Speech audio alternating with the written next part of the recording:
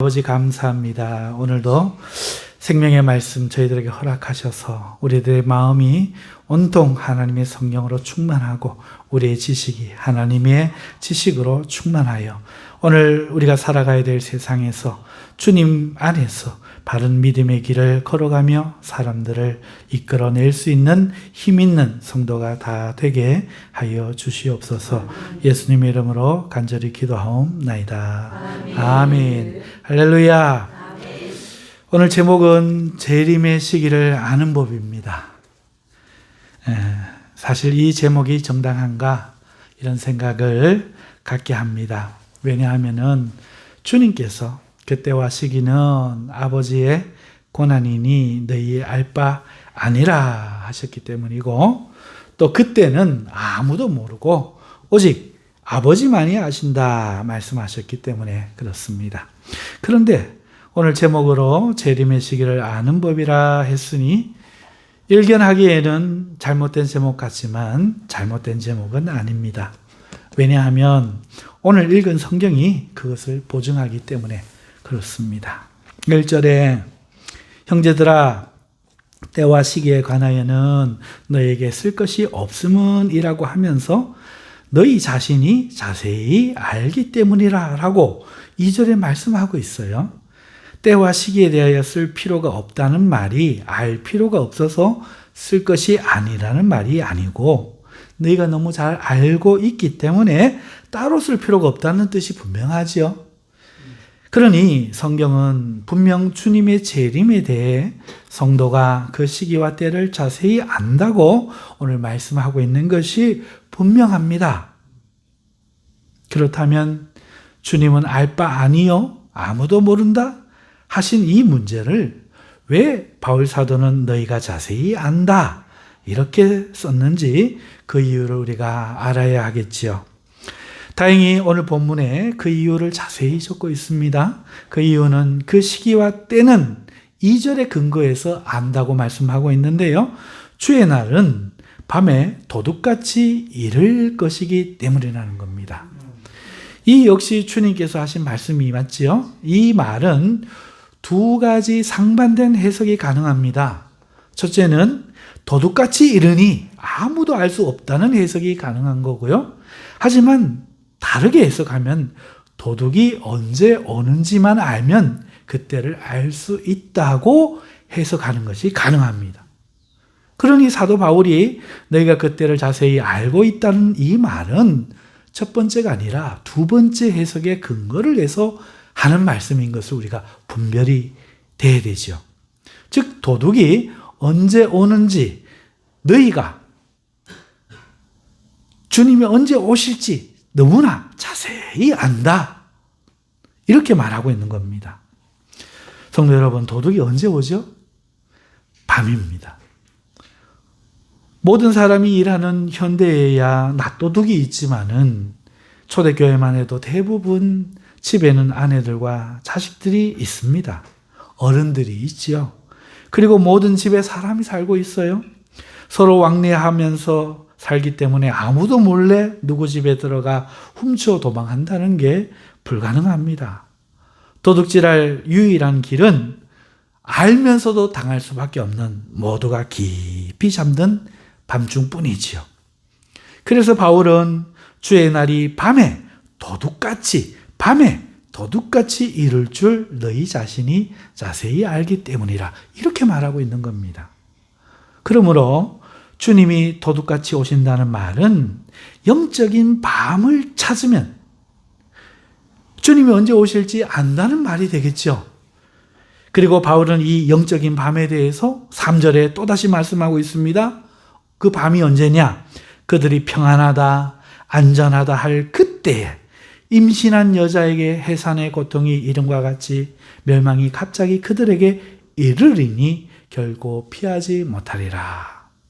즉 이 말은 영적인 밤에 대해 이해한다면 주님의 재림의 시기를 분별할 수 있으니 재림의 시기를 아는 법이란 이 제목이 맞는 제목이기도 하면서 이 영적인 밤에 대해서 설명하고 있는 겁니다. 여러분, 방종하게 살다가 주님이 오실 때를 알고서 그때가 돼서 회개하고 준비하려 하는 자들에게는 알 바도 아니고 아무도 모를 것이 재림이지만, 주님의 뜻대로 살면서 세상에서 주님의 재림을 기다리는 자들에게는 결코 숨겨지지 않을 것이 또한 주님의 재림이기에, 주의 날이 도둑같이 이른다는 이 말은 누가 듣느냐에 따라서 상반되게 들릴 수 있는 겁니다. 그런 의미에서 4절의 바울은 형제들아 너희는 어둠에 있지 아니하매 그 날이 도둑같이 너에게 임하지 못하리니 라고 말씀하는 것이지요. 자, 그러면 오늘 신약의 성도인 우리가 지금이 영적인 밤인지 아닌지를 분별하면 주님의 재림의 시기를 우리가 알 수 있지 않겠습니까? 그렇다면 먼저 잠시 앞에서 살펴보았던 3절 말씀을 자세히 이해하는 것이 필요하겠는데요. 그들이 평안하다, 안전하다 할 그때가 영적인 밤이에요. 여기서 그들이라는 주어가 누구를 말합니까? 성도가 아니라 세상 사람들이 분명하지요. 세상 사람들이 평안하다, 안전할 그때가 영적인 밤이라는 겁니다. 그러면 세상 사람들이 말하는 그때는 어떤 때인가? 이해가 혼란스러울까 봐 사도 바울이 해산할 여자를 비유로 들어서 한 번 더 설명하고 갑니다. 임신한 여자에게 해산의 고통이 이름과 같이라고 말씀합니다. 임신한 여자는 출신할 것을 잘 알고 있어요. 왜 모르겠습니까? 배가 산만한데.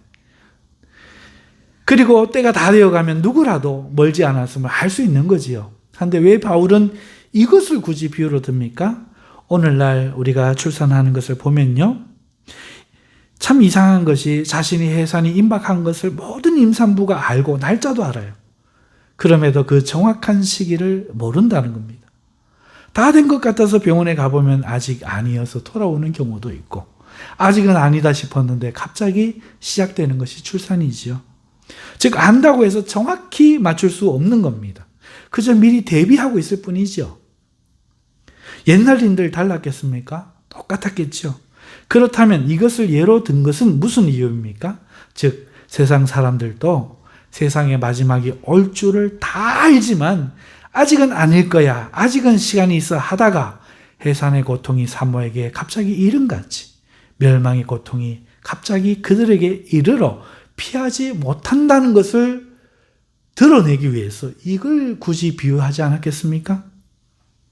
이 말씀을 좀 더 자세히 보면 영적인 밤의 정체를 알 수 있는데요.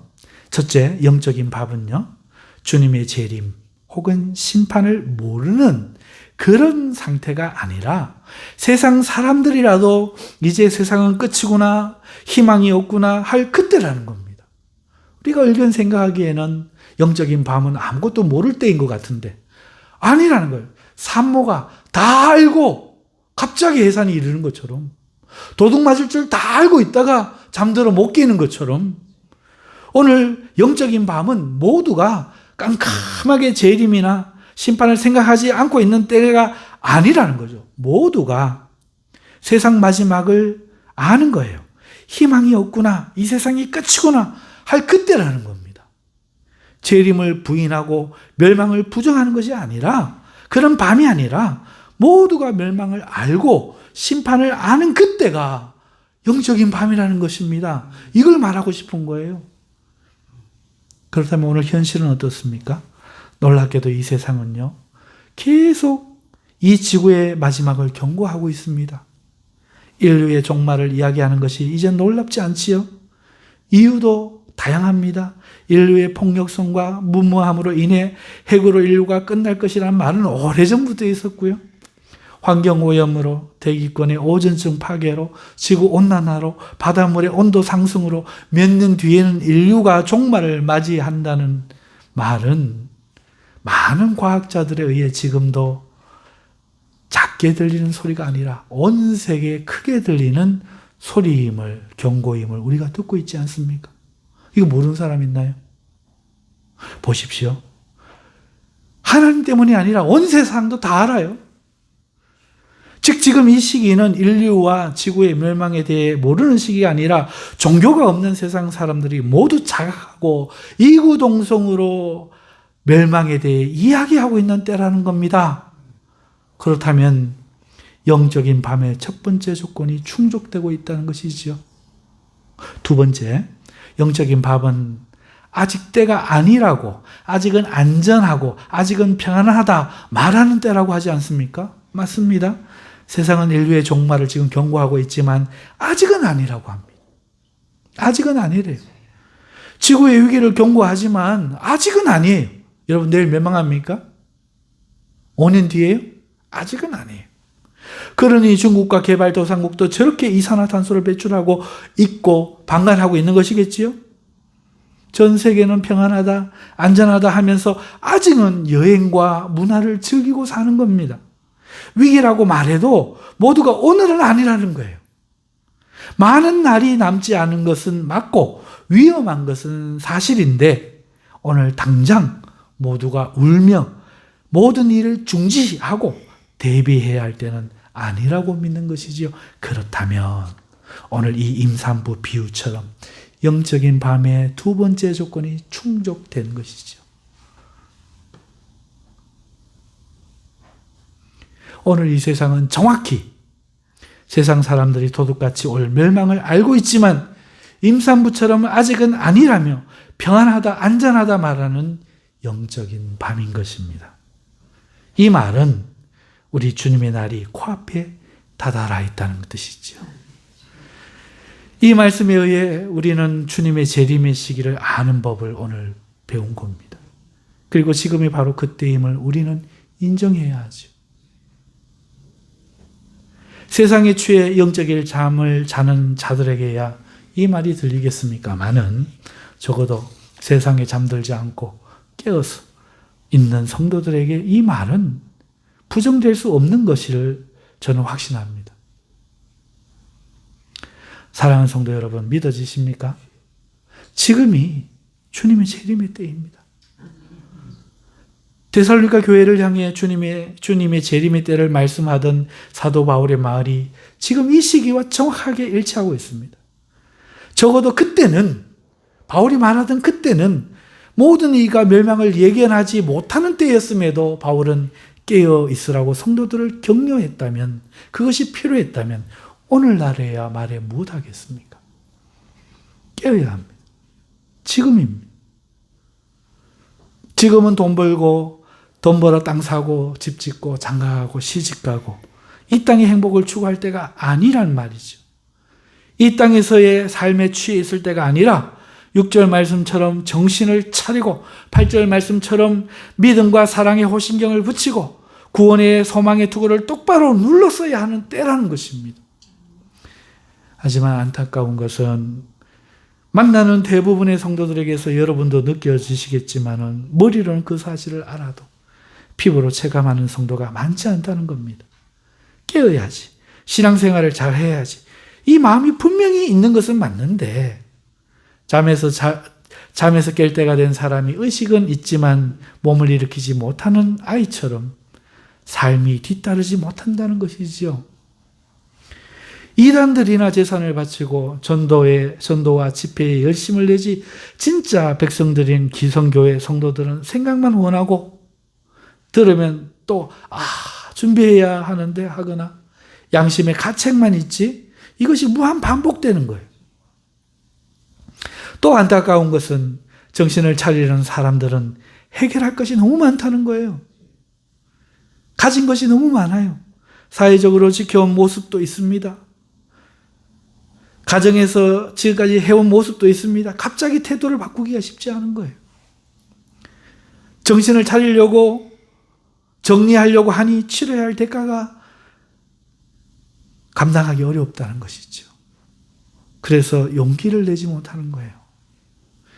그 이유는 내가 용기를 내지 못하는 이유는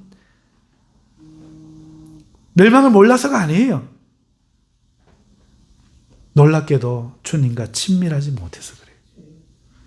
주님과 친밀하게 살았으면 선택이 전혀 어려운 문제가 아니에요. 친밀한 교제가 일상이 되지 못하고 있었으니 그만큼 용기를 내는 것이 더 어렵다는 말이죠. 다시 말해서 주님이냐 세상이냐를 중간에서 저울질해야 될 만큼 간격이 멀어졌다는 것이죠. 신앙이라는 것은 주님 편에 가까이 가는 것 아니겠습니까? 그래서 예수님이 말씀하신 것처럼 내가 아버지 안에, 아버지가 내 안에, 너희가 내 아내라고 하나됨을 말씀하는 것 아니겠습니까? 그러지 못했으니 세상에 내려놓을 것들이 용기가 안 나는 겁니다. 이 말은 주님을 그만큼 가까이 하지 못하고 있다는 뜻이죠. 이제 우리는 사도 바울의 권면의 귀를 그렇기 때문에 기울여야 합니다. 오늘 이 말씀을 통해서 세상에 주님이 재림의 주님이 나를 분별할 지식이 우리에게 생겼다면 오늘 우리는 5절 말씀처럼 빛의 아들임을 자각해야 합니다. 우리는 빛의 아들이에요. 어둠에 속하지 않았음을 깨달아야 하는 것이죠. 때가 낮이고 우리는 낮에 속했으니 이제 우리는 주님에 대한 믿음을 새롭게 하고 주님의 사랑으로 우리 심령을 보호받아야 됩니다. 이것이 믿음과 사랑으로 호신경하라는 말씀 뜻 아니겠습니까? 그리고 우리의 영과 함께 육체의 구원에 대한 소망의 호신경을 투구를 눌렀어야 할 것입니다. 오늘 우리가 이 땅에 살면서 믿음으로 살면서 얼마나 괴로운 게 많습니까? 여러분, 우리의 몸이 온전한 구원이 와야만 우리의 이 고통이 끝나는 겁니다. 그날을 바라는 우리의 이 구원의 투구, 이제 눌렀어야 될 때죠. 늦지 않았습니다. 바로 지금 오늘 우리가 시작해야 합니다. 지금이 바로 그때입니다. 오늘 우리 마음에 주님과 먼 거리를 좁히고 우리 마음에 너무 가까운 이 세상의 것들, 우리를 구원하지 못할 것들 내어놓고 우리는 잠에서 깨어 우리 주님 앞에 나아가야 할 줄로 믿습니다. 기도하겠습니다. 거룩하신 하나님 아버지 감사합니다. 주의 이름이 오늘 우리에게서 사랑이 되고 우리에게 기쁨이 되고 우리에게 절대적인 소망이 될 수 있도록 축복해 주셔서 오늘 우리가 이 세상의 마지막을 살아가는 것을 잊지 말고 이제는 주님과 하나 되게 하여 주시옵소서. 예수님의 이름으로 기도하옵나이다. 아멘.